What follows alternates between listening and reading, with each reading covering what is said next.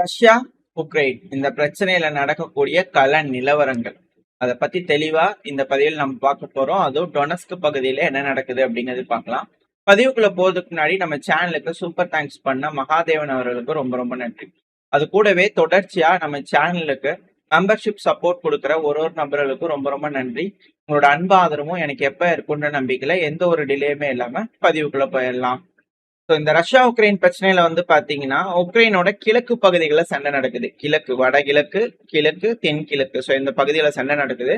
அதுவும் குறிப்பா இதுல செர்னிகிவ், சுமி, கர்கிவ கம்பேர் பண்றதை விட டொனஸ்க் அப்புறம் ஜாப்ரோசியா, ஸோ இங்க இருக்கிற பகுதிகள் நீங்க பாத்தீங்கன்னாலே தெரியும். ஸோ ஹெவியான அட்டாக்ஸ், தாக்குதல் அப்படிங்கிறது இந்த பகுதியில ரஷ்ய தரப்புல இருந்து முன்னெடுக்கப்படுது. இங்க இருக்கக்கூடிய பகுதிகளை பிடிக்கக்கூடிய வேலைகள்ல ரஷ்ய தரப்புல இருந்து இறங்கியிருக்காங்க. இந்த ஏரியால இருக்கக்கூடியதான் டொனஸ்க். ஸோ நம்ம ஃபர்ஸ்ட் வந்து பண்ணா டொனஸ்க் பார்ப்போம். ஏன்னா டொனஸ்க்ன்றது இறுதி பேட்டில். ரஷ்யா இதை வந்து பாத்தீங்கன்னா லிபரேட் பண்ணிட்டாங்க அப்படின்னா பிரச்சனைகள் முடியும் அப்படிங்கிறது எதிர்பார்க்கப்படுது. இல்ல அது தொடக்கமா மாறுமா அப்படிங்கிற அச்சங்கள். ஸோ அப்படி இருக்கும்போது டொனஸ்க் சிட்டி, ஸோ அதோட புறநகரங்கள்ல இருக்கக்கூடிய மிக முக்கியமான சிட்டி அப்படிங்கிறதா ஸ்லோவியான்ஸ்க், கிரமட்டாஸ்க், த்ரூஸ்விகா. ஸோ இது மூணுக்கும் என்ன ஒரு அட்வான்டேஜ் அப்படின்னா மூணுமே பக்கத்துல இருக்கனால செயின் மாதிரி வந்து பாத்தீங்கன்னா இது மூணுமே வந்து ஒண்ணுக்கு ஒண்ணு சப்போர்ட் கொடுத்துக்கிட்டே இருக்கு. இது போல ஒரு சிட்டியை வந்து பாத்தீங்கன்னா சண்டை பிடிச்சு பிடிக்கிறது அப்படிங்கிறது கோட்டைய சண்டை பிடிச்சு தகர்த்து பிடிக்கிற மாதிரியான ஒரு விஷயமா இருக்கும். இது நம்ம ஆல்ரெடி பல விஷயங்கள் பார்த்திருக்கோம். இதே டொனஸ்க்ல வந்து பக்முட்டா இருக்கட்டும், செசிவியாரா இருக்கட்டும், இது எல்லா கொஸ்டான்டினிஃப்காவா இருக்கட்டும், இது எல்லாமே வந்து பாத்தீங்கன்னா ஒன்னொன்னு சண்டை பிடிச்சு முன்னேறி ரஷ்ய தரப்புல இருந்து வந்துகிட்டு இருக்காங்க.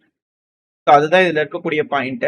இதுல வந்து ரஷ்யா இந்த கிரமட்டாஸ்க், ஸ்லோவியான்ஸ்க பிடிக்கிறது ஃபுல்லாவே சுத்தி வளைச்சு பிடிக்கிறதுக்கான வகையில ரெடி ஆயிட்டு இருக்காங்க ரஷ்யா. இந்த பகுதிகள் இது ஃபுல்லாவே நான் ரெட் கலர்ல ஆரோ மார்க் பண்ணிருக்கேன். ஸோ இந்த பகுதிகள் ஃபுல்லாவே வந்து பாத்தீங்கன்னா சுத்தி வளைச்சு பிடிக்கிற மாதிரியான வேலைகள்ல இறங்கியிருக்கு.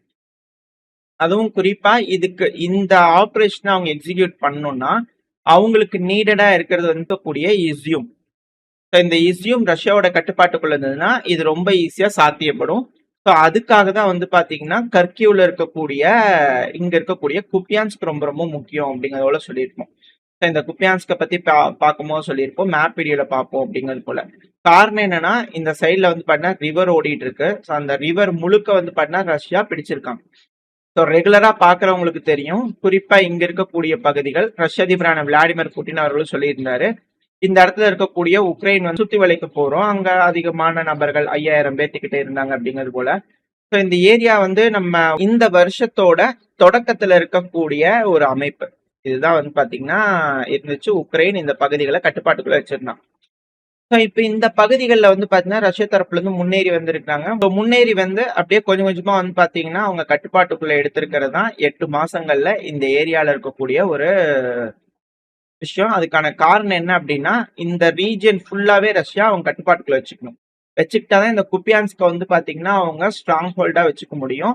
வச்சுக்கிட்டா எந்த ஒரு அஃபென்சிவ் ஆபரேஷனோ இந்த பேக்ல உக்ரைனால வந்து பாத்தீங்கன்னா பின்புறமா வந்து பாத்தீங்கன்னா ரஷ்யாவோட பின்புறத்துல தாக்குதல் பண்றது, அவங்களோட முன்னேறக்கூடிய விகிதத்தை வந்து பாத்தீங்கன்னா தடுக்கிறது, அது போல விஷயங்கள்லாம் இருக்காது. ஸோ சேஃபா வந்து பாத்தீங்கன்னா ரஷ்யா இந்த இடத்துல வச்சுக்கலாம். இப்ப ரஷ்யாவுக்கு வேணுங்க கூடிய ஒரு பேலன்ஸ் இருக்கக்கூடிய பாயிண்ட், இப்போ உக்ரைனோட கட்டுப்பாட்டுக்குள்ள இருக்கக்கூடிய பாயிண்ட்ஸ் வந்து பாத்தீங்கன்னா இது. ஸோ இந்த பகுதி வந்து பாத்தீங்கன்னா ரஷ்யாவும் கட்டுப்பாட்டில் இருக்கணும். ஆல்ரெடி இந்த இஷ்யூம் ரஷ்யாவோட கண்ட்ரோல்ல இருந்துச்சு. அதுக்கப்புறம் பின்வாங்கி போயிருந்தாங்க இந்த 2022 அஃபென்ஸ்ல. அந்த டைம்ல பாத்துருந்தீங்கன்னா தெரிஞ்சிருக்கும். ஸோ இந்த ஏரியால வந்து பாத்தீங்கன்னா இஸ்யூம். ஸோ இந்த இஸ்யூம் மட்டும் ரஷ்யாவோட கட்டுப்பாட்டுக்குள்ள இருந்ததுன்னா பின்புறமா தாக்குறதுக்கு அதிகமான வாய்ப்பு இருக்கு. ஸோ இதை சுத்தி வளைச்சு ரஷ்யானால பிடிக்க முடியும். இது பேட்டில் ஆஃப் மரியோபோலை விட ரொம்ப பயங்கரமா இருக்கும் அப்படிங்கிறது போல பலரோட கருத்துக்கள். இது பக்முட் அது போலாம் வந்து பாத்தீங்கன்னா ஒப்பிடவே முடியாது. மரியோபோல் எப்படி ஃபுல்லா கம்ப்ளீட்டா ரஷ்யாவோட கட்டுப்பாட்டுக்குள்ள இருந்தும் உள்ள உக்ரைனோட வீரர்கள் சண்டை பிடிச்சிட்டு இருந்தாங்க. அதே போலதான் ஒரு சினாரியோ இங்க நடக்கும் அப்படிங்கிறது போல எதிர்பார்ப்புகள் இருக்கு. ஸோ அப்படி இருக்கக்கூடிய மிக முக்கியமான பேட்டில். இந்த மிக முக்கியமான பேட்டில்ல உக்ரைனோட வீரர்களோட அலட்சியம் அப்படிங்கிறது போல சொல்லலாம். ஏன்னா இந்த இடத்துல எந்த அளவுக்கு சண்டை நடந்துட்டு இருக்கு அப்படிங்கிறது தெரியும். முன்னேற்றங்கள் ரஷ்யாவோட கொடி இருக்கு அப்படின்னா அந்த இடத்துல முன்னேறி இருக்கிறாங்க அப்படின்னு அர்த்தம். சண்டை பிடிக்கிற மாதிரினா சண்டை பிடிச்சிருக்காங்க. ட்ரோன் தாக்குதல்கள் நடந்திருக்கு. அதுக்கான வீடியோ பதிவுகள் லைனா பார்ப்போம். ஆனா இதுல இம்பார்ட்டன்ட், இந்த அளவுக்கு இம்பார்ட்டன்டா இருக்கக்கூடிய இந்த பகுதியில இந்த த்ரூஸ்விகால வந்து பாத்தீங்கன்னா அதுவும் குறிப்பா இந்த ஏரியால இருக்கக்கூடிய பகுதிகள். இப்ப ஒரு வீடியோ பதிவு வந்து பாத்தீங்கன்னா லோட் ஆயிருக்கும். உக்ரைனோட வீரர்கள் பாத்தீங்கன்னா நாங்க பாருங்க எந்த அளவுக்கு டிஃபென்ஸ் வச்சிருக்கோம் அப்படிங்கறதோட வந்து பாத்தீங்கன்னா எப்படி டிஃபென்ஸ் வலை பின்னி இருக்கோம், அதை பதுக்கி வச்சிருக்கோம், மறைச்சு வச்சிருக்கோம், வந்தாங்கன்னா சிக்கிக்குவாங்க அப்படிங்கறது போல வந்து பாத்தீங்கன்னா ட்ராப் ரெடி பண்ணி வச்சிருக்காங்க. வரவேற்கத்தக்க வேண்டிய விஷயம் தான். நல்ல யோசனை எல்லாம் நல்லா தான் இருக்கு. பட் அது என்ன ஒரு பிரச்சனை அப்படின்னா உக்ரைனோட இன்ஜினியர்ஸ்லாம் இது போல செய்யறாங்க. கஷ்டப்பட்டு பாடுபட்டு மண்டைய போட்டு கசக்கி எப்படி சிக்க வைக்கலாம், எந்த வழியா வர வைக்கலாம், எதிரிய எந்த வழியா வர வைக்கலாம், எப்படி சிக்க வைக்கலாம், அப்புறம் நம்ம எப்படி அடிக்கலாம் அப்படிங்கிற திட்டம்லாம்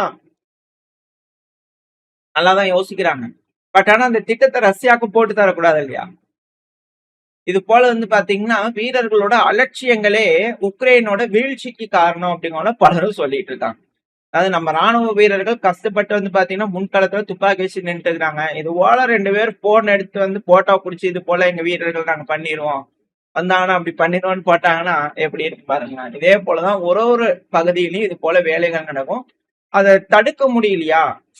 ராணுவ வீரர்கள் இதெல்லாம் வந்து பாத்தீங்கன்னா ரஷ்யா ஆஹ் துப்பாக்கி போன் எடுத்துட்டு வந்துட்டாங்க வீரர்கள் அப்படின்னா மரத்துல வந்து பாத்தீங்கன்னா அந்த போனை வச்சு ஆணி வச்சு அடிச்சு அந்த போன் அவங்களே சுட வைப்பாங்க.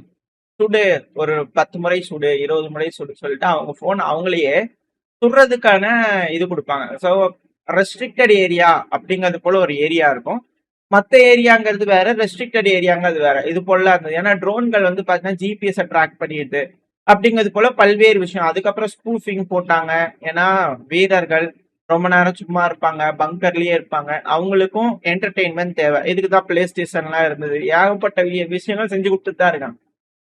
இருந்தாலும் இப்ப நவீன காலம் இன்டர்நெட் யுகம் அப்படிங்கும் போது வீரர்களுக்கும் வந்து பாத்தீங்கன்னா கொஞ்சம் என்டர்டெயின்மெண்ட் தேவைப்படுது. போன் இல்லை அப்படின்னா கொஞ்சம் கை கால் நடுக்கமாயிருமா இல்லையா? சோ அது போல விஷயங்கள் வந்துருது. இதுக்கு ஆல்டர்னேட்டா நிறைய வேலைகள் செய்யறாங்க. இது மாதிரி சோசியல் மீடியா தான் யூஸ் பண்ணும், இதைத்தான் பண்ணணும், நிறைய கட்டுப்பாடுகள் கொடுக்குறாங்க. வீரர்களுக்கு வேணுங்கிற எல்லா வசதிகளும் செஞ்சு தராங்க. பட் இருந்தாலும் சில நபர்கள் இது போல வேலைகளையே பார்த்து விட்டுறாங்க. அப்படி கையுங்கால் அடங்க மாட்டேது. பார்த்து விட்டுறாங்கன்னா அத்தனை பேர்த்தோட உழைப்பும் வீணா போயிரு. அது போல விஷயங்கள் இங்க நடக்குது. ஸோ இப்போ நம்ம மேப்குள்ள போவோம். ஸோ இந்த ஏரியால என்ன நடக்குது அப்படின்னு நம்ம தெரிஞ்சுக்கலாம். ஸோ த்ரூஸ்விகா, ஸோ ஆல்ரெடி சொன்ன மாதிரி தான் இந்த ஏரியால பேட்டில் ஆல்ரெடி நடந்துட்டு இருக்கு. ரஷ்யா இந்த பகுதியில வந்து பண்ண ஷெல்லிங் பண்ண ஆரம்பிச்சிருக்காங்க. ஸோ ரஷ்யாவோட ரேஞ்ச் வந்து ரொம்பவுமே வந்து கம்மியாயிருக்கு. ஸோ ஷெல்லிங்கோட ரேஞ்ச் வந்து பார்த்தீங்கன்னா வெறும் 7 கிலோமீட்டர் தான். ஸோ இந்த த்ரூஸ்விகா முழுவதும் வந்து பாத்தீங்கன்னா ரஷ்யாவோட கட்டுப்பாட்டுக்குள்ள இருக்கக்கூடிய பகுதிகள் இருந்து எந்த இடத்துல வேணாலும் குண்டுகள் போடணும். இதுதான் இருக்கக்கூடிய ஒரு பாயிண்ட்.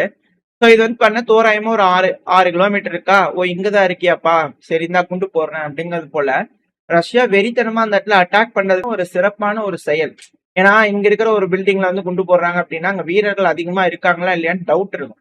ஆனா இதே இங்கன்னா அங்கதான் இருக்காங்க, குடிகொண்டு இருக்காங்க, அதுவும் நல்லா பெஞ்ச் போட்டு வச்சுக்கிறாங்க அப்படிங்கிறது தெரியும். ஆனா ஒரு 6 கிலோமீட்டர் ரேஞ்சு தான். எல்லா ஆர்ட்லரி செல்களும் வந்து பாத்தீங்கன்னா கவர் ஆகக்கூடிய டிஸ்டன்ஸ் தான். ஸோ கொஞ்சம் சௌரியமா இருக்கட்டும், ரஷ்யா எங்க மேல குண்டு போடுங்க அப்படிங்கிற சொல்றாங்களா அப்படிங்கிற கேள்விகள் இருக்கு. சில நேரங்கள்ல இது டைவர்ஷனல் அட்டாக்காகவும் பயன்படுத்துவாங்க. பட் ஆனா இதை பார்த்தா அப்படி தெரியல அப்படிங்கிற பல அனலிஸ்டோட கருத்துக்கள். அந்த ட்ரோன் தாக்குதலோட வீடியோஸ்லாம் லோட் ஆயிருக்கும், ஷெல்லிங்கோட வீடியோவும் லோட் ஆயிருக்கும். ஸோ ஹெவியான அட்டாக்ஸ் நடந்துட்டு இருக்கு. அங்க பதுக்கி வச்சிருக்கக்கூடிய ஆயுதங்கள், வீரர்கள் இருக்கக்கூடிய இருப்பிடங்கள், இது எல்லாமே ரிகானிசான் ட்ரோன்கள். ரஷ்யாவோட ரிகானிசான் ட்ரோன்கள் உள்ள ஊடுருவி போய் எந்தெந்த பகுதிகள் என்னென்ன வீரர்கள் இருக்காங்கன்றத தெரிஞ்சுக்கிட்டு அதுக்கு ஏற்றபடி பல பகுதிகளில் தாக்குதல் பண்ணிருக்காங்க. ஸோ இது இந்த த்ரூஸ்விகால நடக்கக்கூடிய விஷயங்கள் லைனா வீடியோ பதிவுகள் லோட் ஆயிருக்கும். ஸோ ஓரளவுக்கு ஃபுல்லா காட்ட முடியாது. ஏன்னா நிறைய விஷயங்கள் வந்து பாத்தீங்கன்னா அதுல சென்சார் செய்யப்படும். உங்களுக்கே தெரியும், சில விஷயங்கள் தான் காட்டுவாங்க. அப்படி இருந்துமே பல வீடியோ பதிவுகள் வெளியே வருது. வந்ததுலயே வந்து பார்த்தா கம்மியா தான் பண்ண முடியும். இது எதன் அடிப்படை, எந்த தேதியின் அடிப்படையில இது வருது, இந்த வீடியோ பதிவுகள் வருது அப்படின்னா ரஷ்ய வீரர்கள் ஒரு 5 days to 3 days டிலேல தான் கொடுப்பாங்க. அப்படி கொடுத்தாலுமே 23ஆம் தேதி இது போல நடந்துச்சு அப்படின்னு அவங்க ரிலீஸ் பண்ணக்கூடிய காட்சி. இப்போ நீங்க அதை வச்சு கால்குலேட் பண்ணிக்கணும். ஏன்னா இன்னைக்கு நடக்கக்கூடிய தாக்குதலை இன்னைக்கே கொடுக்கறது, இன்னைக்கு நடக்கக்கூடிய தாக்குதலை வந்து பாத்தீங்கன்னா ஒரு நாள் தள்ளி கொடுக்குது, அந்த மாதிரி இருக்காது. கொஞ்சம் சேஃபா தருவாங்க. ஏன்னா இப்ப ஆர்ட்லரி ஷெல்லிங் வந்து பாத்தீங்கன்னா ரஷ்யா பண்றாங்க, இந்த டிஸ்டன்ஸ்ல பண்றாங்கன்னா எந்த இடத்துல இருந்து அந்த ஷெல்லிங் பண்றதுக்கான ஆர்ஜின் அப்படிங்கிறது தெரிஞ்சிடும். அந்த ஆர்ஜினே அடிச்சிருவாங்க. ஸோ அது போல வந்து பண்ண சிக்கல் ஆகும். அதனால அந்த ஆர்ஜின் எல்லாம் மாத்துவாங்க. இது போல விஷயங்கள்லாம் நடந்ததுக்கு அப்புறம் தான் வீடியோ பதிவுகள் ரிலீஸ் ஆகும். ஸோ நீங்க அதுக்கேற்ற மாதிரி புரிஞ்சுக்குவீங்க அப்படின்னு நினைக்கிறேன். ஸோ இதெல்லாமே த்ரூஸ்விகால நடக்கக்கூடிய தாக்குதல். இந்த த்ரூஸ்விகாக்கு வந்து பாத்தீங்கன்னா ரஷ்யா இருமுனையில இருந்து முன்னேறிட்டு இருக்காங்க. ஒண்ணு இந்த த்ராஸ்கி பகுதியில இருந்து வந்து பாத்தீங்கன்னா முன்னேறிட்டு இருக்காங்க. அட் த சேம் டைம் இந்த கொஸ்டான்டினிவ்கா சமீபத்துல ரஷ்யாவோட கட்டுப்பாட்டுக்குள்ள வந்தது இல்லையா, அதுல இருந்து ஒரிக்ஹவ் இந்த பகுதியும் பிடிச்சு ஸோ அதுல இருந்து முன்னேறக்கூடிய வகையில வந்து பண்ண ஈடுபட்டு இருக்காங்க. இது இப்ப வரக்கூடிய தகவல். ரஷ்யா இந்த பகுதியை அவங்க கட்டுப்பாட்டுல எடுத்துட்டு தான் சொல்லியிருக்காங்க. வீடியோ பதிவுகள் இன்னும் வரல. அங்க இருக்கக்கூடிய குரூப் ஆஃப் ஃபோர்ஸஸ் வந்து பாத்தீங்கன்னா கொடுக்கக்கூடிய ஸ்டேட்மெண்ட்டின் அடிப்படையில இங்க இருக்கக்கூடிய அந்த செட்டில்மெண்ட்டுக்குள்ள நாங்க என்டர் ஆயிட்டோம் அப்படிங்கிற சொல்லியிருக்காங்க. ஸோ அதுக்கப்புறம் இந்த ஒரிக்ஹாவ்ல இருந்து இந்த த்ரூஸ்விகா முன்னேறினாங்க அப்படின்னா நம்ம தெரிஞ்சுக்கலாம். ஸோ பேட்டில் ஆஃப் த்ரூஸ்விகா ரொம்ப இன்டென்ஸ் ஆக ஆரம்பிச்சிருச்சுன்னு சொல்லிட்டு ஸோ சைமல்டேனியஸா வந்து பாத்தீங்கன்னா இந்த பகுதிகள் இங்க மற்ற பகுதிகளையும் வந்து பண்ணா புறநகரங்களையும் ரஷ்ய தரப்பு வந்து முன்னேறிட்டு இருக்காங்க. அதுக்கான காரணம் என்ன? பாக்கெட்ஸ். அந்த பாக்கெட்ஸ்ல இருந்து வந்து பண்ணா உக்ரைனோட வீரர்கள் பின்புறமா வந்து பாத்தீங்கன்னா தாக்குதல் பண்ணிடக்கூடாது. ஸோ இங்க இருக்கக்கூடிய பகுதிகள்லாம் வந்து பண்ண கிளியரிங் ஆபரேஷன்ல இருக்காங்க. பெருமளவுல உக்ரைனால தாக்கு பிடிக்க முடியாது. ஏன்னா இதுக்கு பண்ணணும்னா அந்த ஏரியால வந்து பண்ண சப்போர்ட் கொடுக்கணும். உக்ரைனோட வீரர்களுக்கு சப்போர்ட் கொடுக்கறதுக்கு சப்ளை லைன் வேணும். ஒரு கட்டத்துக்கு மேல அங்க இருக்கிற வீரர்கள் ஆயுதம் உணவுப் பொருட்கள் எல்லாம் தீர்ந்துருச்சு அப்படின்னா அங்க இருக்கிற வீரர்கள் சரணடையக்கூடிய காட்சிகள் பார்க்க முடியும். ஸோ இப்போதைக்கு இங்க இருக்கக்கூடிய பகுதியா கிளியரிங் ஆபரேஷன்ல இருக்கு. ஸோ அதனாலதான் இது கிரே ஜோனா இருக்கு. கம்ப்ளீட்டா ரஷ்யாவோட கட்டுப்பாட்டுக்குள்ள வந்துருச்சு அப்படிங்கறதோட சொல்ல முடியாது. பட் கூடிய சீக்கிரத்துல வந்துடும். ஸோ வந்துருச்சு அப்படின்னா இந்த கிளியரிங் ஆபரேஷன் முடிச்சுன்னா ரொம்ப வேகமா வந்து பார்த்தீங்கன்னா த்ரூஸ்விகாவை நோக்கி போவாங்க. இப்போதைக்கு இங்க இருக்கக்கூடிய பகுதிகள் வந்து பண்ணா ரஷ்யாவோட கட்டுப்பாட்டுக்குள்ள வந்திருக்கு. சுப்புற நகரங்கள்ல அதே போல சண்டைகள்ல வந்து பண்ணா ரஷ்ய தரப்பு வந்து ஈடுபட்டிருக்காங்க. ஸோ இது இந்த த்ரூஸ்விகா சைட்ல இருக்கக்கூடிய சண்டைகள். So at the same time கிரமடாஸ்க்லயும் வந்து பாத்தீங்கன்னா தாக்குதல்கள் நடந்துகிட்டு இருக்கு. ட்ரோன் தாக்குதல்கள் இந்த ஏரியாலயும் வந்து பாத்தீங்கன்னா ரஷ்ய தரப்பு வந்து முன்னேறக்கூடிய காட்சிகள் வந்துகிட்டு இருக்கு. அவங்களுக்கு கன்ஃபார்ம் பண்ணிக்கிட்டு இருக்காங்க. அதாவது இந்த சைட்ல இருந்து வந்து பாத்தீங்கன்னா முன்னேறக்கூடிய வகையில ரஷ்ய தரப்பு வந்து ஈடுபட்டு இருக்காங்க. ஸோ இதுதான் சொல்ல வந்துச்சு. ஃபுல்லாவே சுத்தி வளைச்சு கம்ப்ளீட்டா இந்த இடத்துல சண்டை நடக்கும். Street by street battle. இந்த இதுல சொன்னாங்க இல்லையா கேம் ஆஃப் த்ரோன். ஒரு வீடுகளுக்குள்ளேயும் பூந்து சண்டை பிடிக்கணும், வீரர்களை பிடிக்கணும்னு சொல்லிட்டு. ஸோ அதே போல லிட்டரலா அப்படித்தான் நடந்துட்டு இருக்கு ஒரு ஸ்ட்ரீட் பேட்டிலும். ஸோ இந்த இடத்துக்கு வந்து பாத்தீங்கன்னா அதே போலதான் நடக்கும். பட் ஆனா இது ரொம்பவுமே மிக முக்கியமான ஒரு பகுதி. ஸோ கிரமடாஸ்க்ல அந்த முன்னேறக்கூடிய காட்சிகள், ட்ரோன் வீடியோஸ், ஸோ இது போல வந்து பாத்தீங்கன்னா அவங்க தரப்பு கொடுக்கக்கூடியது. இதுவுமே 23ஆம் தேதி அடிப்படையில ரஷ்ய தரப்புல இருந்து வந்து பண்ண ரிலீஸ் பண்ணக்கூடிய வீடியோஸ். ஸோ இன்னைக்கு 24 இன்னைக்கான டேட்டுக்கு ரிலீஸ் ஆகிறத நம்ம அடுத்த பையில பார்க்க ஆரம்பிக்கலாம். இதுக்கப்புறம் களத்துல என்ன நடக்குது அப்படிங்கிற விஷயங்களை நம்ம டீட்டெயிலா வந்து பாத்தீங்கன்னா தினமும் பார்க்க ஆரம்பிச்சிடலாம். இதுக்கப்புறம் வீடியோஸ் ரெகுலரா வர ஆரம்பிக்கும். ஸோ கொஞ்சம் டிலே ஆயிடுச்சு, தயவு செஞ்சு மன்னிச்சுக்கோங்க. முடிஞ்ச வரைக்கும் வேகமா இதுக்கப்புறம் அப்டேட்ஸ் கொடுக்கறதுக்கு நான் ட்ரை பண்ணேன். வீடியோ பதிவுகளோட இருக்கும். அடுத்தது வந்து பாத்தீங்கன்னா ஸ்லோவியான்ஸ்க். இந்த ஸ்லோவியான்ஸ்க் தான் இப்போ இருக்கலே ரொம்ப மோசமான ஒரு சூழ்நிலை இந்த ஸ்லோவியான்ஸ்க் உருவாக்கி இருக்கு அப்படிங்கிறத சொல்லலாம். இந்த ஸ்லோவியான்ஸ்க சுத்தி வர வந்து பிரிட்ஜஸ் இருக்கு. ஸோ இந்த பிரிட்ஜஸ்ல வந்து பாத்தீங்கன்னா எல்லா பகுதிகளிலும் ரஷ்யா அவங்க பேப் குண்டுகள், ராக்கெட் தாக்குதலை யூஸ் பண்ணி எல்லா பிரிட்ஜஸையும் உடைச்சு விட்டுருக்காங்க. நம்ம ரெகுலரா நியூஸ் வீடியோ பார்க்கும்போது நம்ம சொல்லியிருப்போம் ஸ்லோவியான்ஸ்க்ல வந்து பாத்தீங்கன்னா பிரிட்ஜஸ்லாம் இருக்கு, பிரிட்ஜஸ் எல்லாம் உடைக்கிறாங்க அப்படிங்கிறது போல. ஸோ இந்த இடத்துல எல்லாம் வந்து பாத்தீங்கன்னா இந்த ரிவர் ப்ளூ கலர்ல போயிருக்கு இல்லையா. ஸோ இந்த இடத்துல வந்து பாத்தீங்கன்னா கிவிட்ஸ்னி டாரஸ்க் ரிவர். ஸோ இந்த ரிவர்ஸ் எல்லாமே இதுல மேப் ஆயிருக்கும். ஸோ இந்த ரிவர்ல இருக்கக்கூடிய இங்க இருக்கக்கூடிய பிரிட்ஜஸ்லாம் இருக்கும் இல்லையா, இந்த ஏரியா பண்டோன் பிரிட்ஜஸ். ஸோ அது எல்லாத்தையுமே வந்து பாத்தீங்கன்னா ரஷ்யா உடைச்சு விட்டுருக்காங்க. அதாவது ஒரு சைட்லயே வந்து பாத்தீங்கன்னா உடைச்சு விட்டுருக்காங்க. இது 2 காரணம். ஒண்ணு, ரஷ்யாவோட முன்னேற்றம் வந்து பாத்தீங்கன்னா இருக்கு அப்படின்னா அந்த பிரிட்ஜை பயன்படுத்தினாங்கன்னா ரஷ்யாவும் வர முடியும். ஏன்னா இப்போ புருவ்ஸ்கி வரைக்கும் வந்து பண்ணா ரஷ்யா வந்துட்டாங்க. இப்ப ரஷ்யா கிராஸ் பண்ணோம்னா பிரிட்ஜை பயன்படுத்தி வந்தாதான் கனரக ஆயுதங்கள் அப்படிங்கிறது வர முடியும். பண்டவுன் பிரிட்ஜ் போட்டு வரலாம், பட் அதையும் தாக்கிடுவாங்க. ஸோ இது போல விஷயங்கள்லாம் இங்க இருக்கு. ஸோ பிரிட்ஜ் இருந்துன்னா ரொம்ப அதிகப்படியா சீக்கிரமா அதிகமான வீரர்கள் அவங்களால கொண்டு வர முடியும். ஸ்லோவியான்ஸ்குள்ள வந்துட்டாங்க அப்படின்னா அது பிரச்சனையாகும். ஸோ இது போல சிக்கல்கள்லாம் இங்க நிறைய இருக்கு. ஏன்னா இங்க பாத்தீங்கன்னாலே தெரியும் நிறைய ரிவர் இருக்கு அப்படிங்கிறது போல. இந்த ஆறுகள் ஓடிட்டு இருக்கனால ஆறுகள் அதிகமா கிராஸ் பண்ணி வர்றது ரிஸ்கா இருக்கும். ஸோ அதனாலதான் இஸ்யூம் தேவையா இருக்கு. ஸோ இந்த ரிவர்ஸ் எல்லாத்தையும் வந்து பண்ண ரஷ்யா கண்ட்ரோல் எடுத்துக்கிட்டாங்கன்னா சேஃபா இருப்பாங்க. அதே போலதான் உக்ரைனாலே வந்து பாத்தீங்கன்னா அந்த இடத்துல வீரர்களை அதிகமான கனரக ஆயுதங்களை எடுத்து போய் தாக்குதல் பண்ண முடியாது. ஸோ இப்ப இந்த இடம் ஃபுல்லாவே கட்டுப்பாட்டுக்குள்ள இருக்குன்னா ரஷ்யானால அட்டாக் பண்ண முடியும். அதுக்கு முன்னாடி இந்த ஏரியால இருக்கக்கூடிய காட்டு பகுதிகள் இதெல்லாம் வந்து பண்ணா டார்க்கா இருக்கும். ஃபாரஸ்ட் ரீஜன் சொல்லுவாங்க. சேட்டலைட்ல பாத்தீங்கன்னா தெரியும். ஸோ அடர்ந்த காட்டு பகுதிகள். ஸோ இந்த காட்டு பகுதிகள்லாம் வந்து பண்ணா ரஷ்யாவோட கட்டுப்பாட்டுக்குள்ள இருக்கணும். ஏன்னா இதுக்குள்ளதான் வந்து அதிகமான வீரர்கள், எம்எல்ஆர்எஸ், கனரக ஆயுதங்கள் இது எல்லாத்தையும் வந்து பண்ண ஒளிச்சு வச்சுக்கிறதுக்கு ஏத்த பகுதிங்கிறது இந்த காட்டு பகுதிகள் தான்.